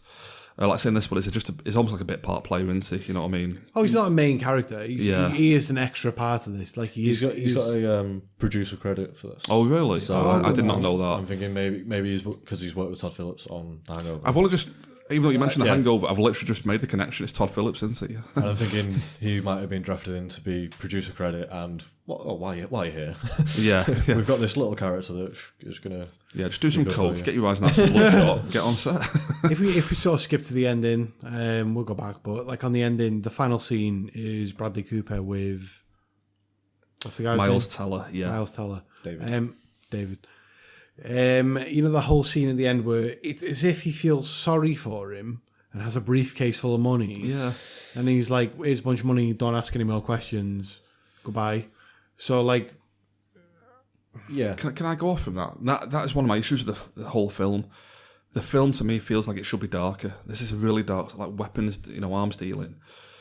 The whole thing should be darker. It can still be funny, you know what I mean? But like at the end, it's like there's no reason for him to leave him alive with a briefcase full of money. You know what I mean? The whole thing feels like it should be nasty to me. Like But that. he left him out of the investigation, so he said, "Thank you for not mentioning my name."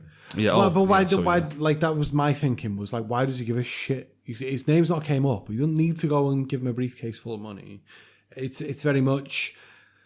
Oh, I don't want to sound weird saying it, but it's very much Hollywood happy ending type thing. Where it's like, oh, here's an ending that you can like feel good about. that you can get behind. Yeah, I think that ties back into the article where it focuses more on those two guys. Like he's been offered a briefcase full of cash rather than the US system is pretty messed up with how they buy their arms. yeah.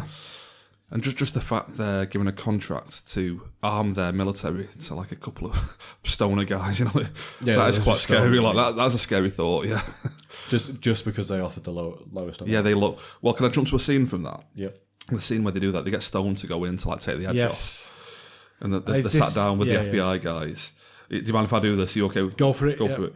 And like during the conversation, is it the FBI guys or it must be a military type? It's like the Pentagon. Yeah, so Pentagon, yeah, that's it. And they're saying to them like, we had other offers, but your contract was just too attractive to pass up. And Jonah Hill's character, being the guy he is like, well, what do you mean by that? Like, well, you lowballed the competition. And he's like, by exactly how much did we lowball the competition? Oh, about $63 million. Just cuts the Jonah Hill kick in the wall. Yeah, no, I enjoyed that. Yeah, that's really good. Yeah. And can I mention one other scene going on from that? My other favourite one from the film. When AEI business is finally up and running, and they're having a meeting with all the new staff. And Jonah Hill's giving the speech about like, oh, look at, is it David? Miles Teller? Look at David over there. Like 6 months ago, he was jerking people off for money, and now he drives a Porsche. That was all good. And then like one guy, it's like, any questions? And one guy pipes up going, what does AEY stand for? He's like, oh, stands for nothing. Oh. I was gonna say when there's the first scene where it says AEY on a post-it note on the door. I was thinking, I'm wondering if that actually stands for anything. I was quite happy with myself that I was going. I was doubting, and it felt like that kind of like AEY sounds good. Yeah, and they actually addressed it like. And the guy's like, well, what does it stand for? It's like, it doesn't stand for anything. It's just AEY. And it's like IBM. It's like, well, no, that stands for International Business Machines. It's like, get out.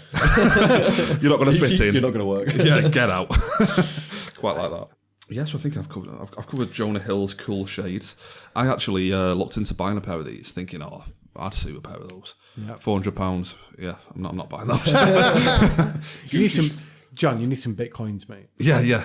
Inman, you haven't got a couple of bitcoins. £400 for the Gucci shades. There's a cameo in it. I've made my feelings known about cameos with the Ed Sheeran thing. Oh, right. I've made it known in other podcasts before where I think the only cameo I like is Bill Murray in Zombieland, which I actually did watch the other day as well. No, this one's more of a gratuitous kind of. It's not needed as a cameo. I know where you're going on.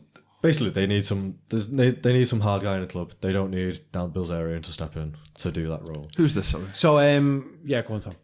He's in the club and some hot girl walks past and he goes, "Oh, I'll give you $1,000 if we can skip to the third date." Which is it's a good sequence of conversation, like for the character. Yeah. And basically, it must be this girl's boyfriend just comes up from behind him, taps him on the shoulder, and it turns out to be Dan Bilzerian.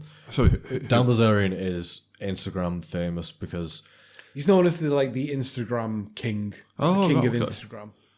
He's I think his dad's made a load of money. He seems to have got a load of money from his dad and done his own business out of it. He plays a lot of poker. Yeah, he plays a lot of poker and he hires people to play poker for him. He backs people for that. His Instagram is basically full of him with a bunch of half-naked bikini women, and that's his entire Instagram. And guns, which makes me think maybe maybe that's why he was chosen for the role. I think you guys have mentioned this to me before in the past. This guy, I've heard about this poker guy with all bikini-clad women and stuff.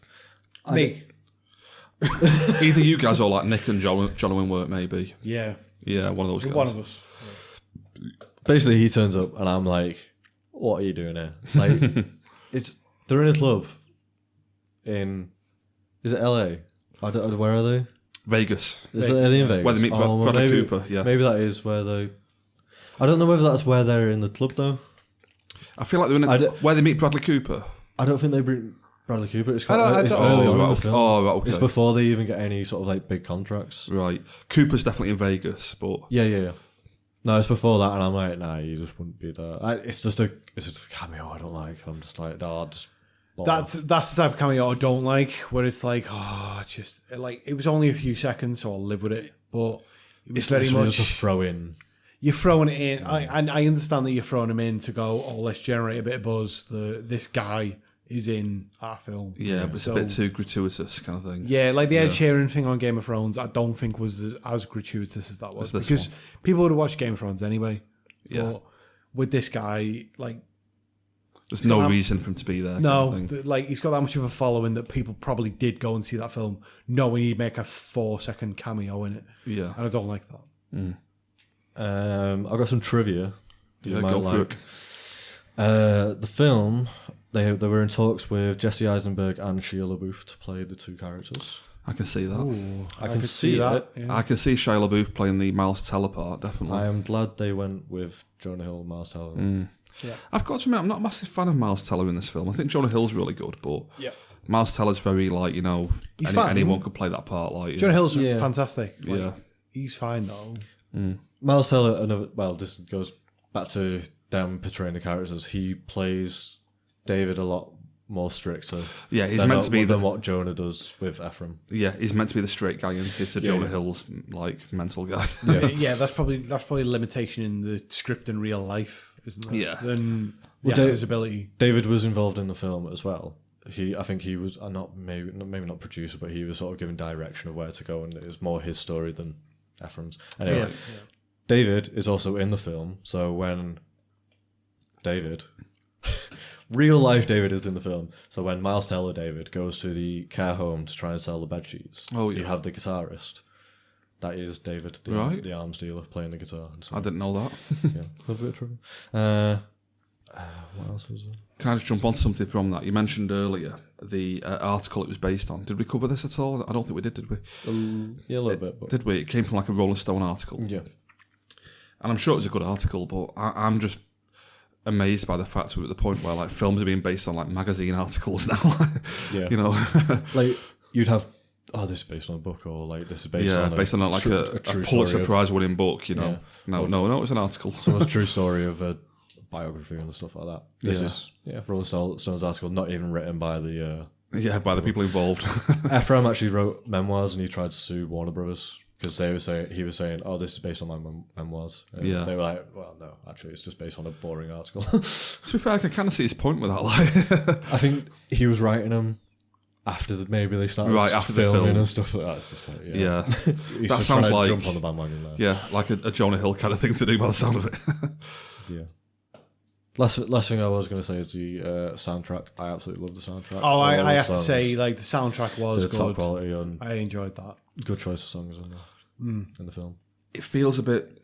I don't want to be too negative, but it feels a bit Scorsese to me in that like he picks a lot of stuff he likes. I've got this thing where you can't use songs from other films. You know, like a film should own a song. Yep. And like Unfortunate Son plays during the I've got truck that. chase. Yeah. At the time, I'd literally heard this like a month before in like Suicide Squad. It's been like a million other films before that as well. Basically, I think if you're doing a war film, which is kind of is a war film, Yeah, it's going to be in suppose. there. You've got to play it It's then. in I Forrest suppose. Gump when they're in Vietnam and stuff like that. Fortunate Son is in all that stuff. What you're saying about like songs being in other films, Cliff Martinez, Yeah, the composer. yeah, he's a composer, ex Red Hot Chili Peppers as well. I didn't know that. He was originally the drummer in Red Hot Chili Peppers, I never knew that. like before the first album, I think, and sort of for the first album, maybe a little bit of the second Right. album. I think. Yeah, extra No, enough chip. run with it. Run with I it. mean, yeah. I mean, like half fact to better than no fact. No, that's good. That. Basically, what you're saying, he is a composer now, and that's more what he's gone into. He's done Drive. There's a song from Drive in the film. Well, yeah, well, this is a fact. They used temp score from Drive when they were filming the film and editing it together. And I get the feeling that almost like they left half of the temp score. Looking through the credits, I was like, it was They Broke His Pelvis, written by from Drive, yeah. taken from Drive. Yeah. And then there was another song in there as well, taken from another film scored by Cliff Martinez. Yeah. It's like, yeah, can you do that? Can you just steal from other films like that? Yeah, that's weird territory. I know he's scoring both films, but I mean, be original. Yeah. I've got an issue with that, with reusing music from other films. But yeah, I definitely agree with you with like, it was a good choice of music, but just some of it I've heard before in other like better films kind of things. You think, oh, it's a bit. I love the soundtrack though. I thought it was every song when it came on, I was like, oh, that's a great choice. Yeah, I agree. All right, well, should we do ratings? Yeah, are we all right with that? Who wants to go first? I don't mind starting. I'd probably give this film it feels like a weak one, but I'd probably give it 4 stars out of 5. That's what I'd probably give it. I enjoyed the film. I thought it was a good film. Not a great film, but in my little rating system in my head, it made 4 stars. Yeah. I'll jump off the back of that. I probably sounded really negative. I didn't mean to, but I probably come across really negative on this film. I thought Jonah Hill was amazing. I do like Todd Phillips, even though I just trashed him for like half an hour, but I like The Hangover, like old school. I'm going to go with you, a really weak 4 stars. Yeah. It's just missing something to like bump it up to being like, a great kind of... Yeah, just thinking about it. It's 4 out of 5 bitcoins, isn't it? Oh, sorry, 4 out of 5 bitcoins. Yeah, 4 out of 5 bitcoins each. A week, 4 out of 5 bitcoins. So is that like 3.875 million bitcoins? So when the price was lower, 4 out of 5 bitcoins. Today, don't know if it's make 4 out of 5 bitcoins. Sam, how many bitcoins? I'm getting so confused over this Bitcoin rate. You're the one guy with all the knowledge on it. Yeah. What would you give this film? I like the casting. I like the soundtrack. I like the references to Scarface. The laugh is hilarious. I'm happy. I was wondering how much we were going to do that through the podcast. It's not being as prominent as I thought it might be. Joe is pretty good at it. I'll give you that. I really liked it. I'm giving it strong 4. I'm nearing a 4.5. You giving it a 4? It's a film where I feel like I have to give it that rating because I'll go back and watch this film. A lot of films, if it's under a 4, I'm just not going to go back and watch it again for a second time. I'll just jump on here. Got Jono's rating as well. 4.5 out of 5. All right. Okay. High rating. This was originally one of his choices, and I've taken it as my choice. But I said, this does strike me as a film that Jono would like. It's in the same kind of realm as the sort of thing I think he would like. Yeah. You love Jonah Hill's laugh. You've done that a few times. Yeah, that's good. I forgot to mention about his laugh. Going back to editing and a little bit of trivia. Do you find a lot of the times that he laughs, it's off camera? Like the camera isn't actually on. That's a point, actually, yeah. He isn't actually on. Basically, they had to do a lot of editing because basically he was putting it into a load of scenes when they filmed. Yeah. So they had to choose when or where to put it and when not to put it. So they had a lot of editing. I imagine editing that was an absolute nightmare. And just like turned you a little bit insane. Just you think I laugh over and over. Yeah, maybe, but like Joe's doing. That sounds really cheap to me. Like, it's almost like Todd Phillips watched the film afterwards. I thought, it's not as funny as I wanted it to be. Get that laugh recorded, stick it in 10 more scenes. Yeah, I agree. All right, well, I've enjoyed the show this week, boys. Yeah, I've enjoyed it. It's been a good laugh. Yeah. Should we give our social media away? Who's doing that this week? Usually it's Jono, and he's not here. And then Nick normally takes over. Inman. Sam, would you like to give away the social media this week? On Twitter, it's at DST Podcast. That's DSTE Podcast. Well done. Instagram, DST Podcast 4. That's on number 4. It is, yeah. We have a Facebook page now, which was set up last week, which is going strength to strength. Which is doing really well. Really good, yeah. Doing really well. Getting loads of likes on there. That's good. We've got likes from Cuba to Wales to Michigan to England, like everywhere. To Warrington even. Yeah. Worldwide appeal. I think you mentioned that before. So if you want to follow us, get on any of those platforms and give us a like. Should we give our Twitters away for the week? Well, not like we change them every week, but like, should we give our actual just Twitters away? I'll give mine out first, since you're both looking at me. It's Joe. And at Taylor1980. I'm at Rubik's Football, which mainly deals with football stuff and not movie stuff, to be honest. We've said that every week for weeks. We have. I'm not very current on it, really. Yeah. We're All right, waiting. Moving on. Leaving on a high note. I've enjoyed the show, guys. Yeah. Thanks for coming into the studio this week. Cheers for hosting, Joe. Thanks, Joe. It's all right. Yeah, it's been a laugh. Yeah. So it's from me, Joe. From me, John. And from me, Sam. It's goodbye. Goodbye. See you later. See you next week. Bye. Next week.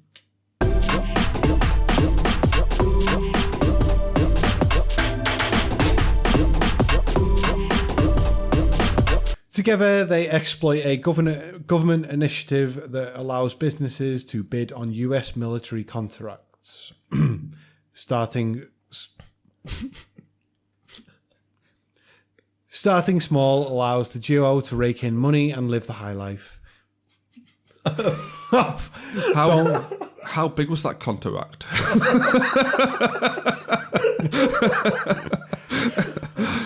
What? Is this going in the podcast or is this? Let's see how it goes. Oh, God. Right, I'll edit this down.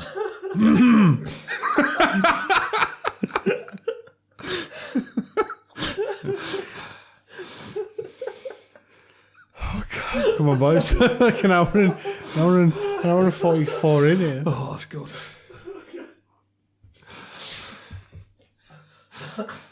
Did I say contract? Did I just mishear it, or was it actually a contract? Yeah. Right, shut up. I'm done. Right, go away from the microphone. I'll read the rest of the synopsis. Together, they exploit a government initiative that allows businesses to bid on US military contracts. Starting small allows the duo to rake in money and live the high life. They soon find themselves in over their heads. That was a wrong way of saying that. Oh, God, should I just do the whole thing again? I don't think. Again, you've got your outtake. Should I just start from the beginning? Yeah, go on. Right. Imran's left the pod. What the fuck's that? Sam, come back. That was good. I didn't realise how bad I was being. Right. It wasn't bad. That was good. I'd love to hear that contract. Hear that back. Right. With the war in Iraq.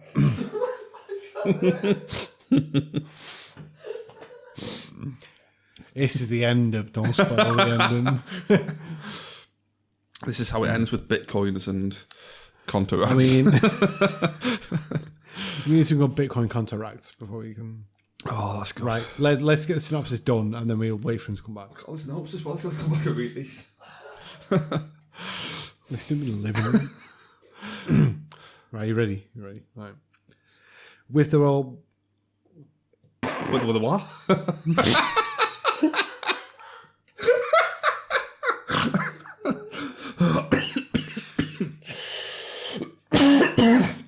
Excuse me. All right, one last time and then someone else doing it. Okay.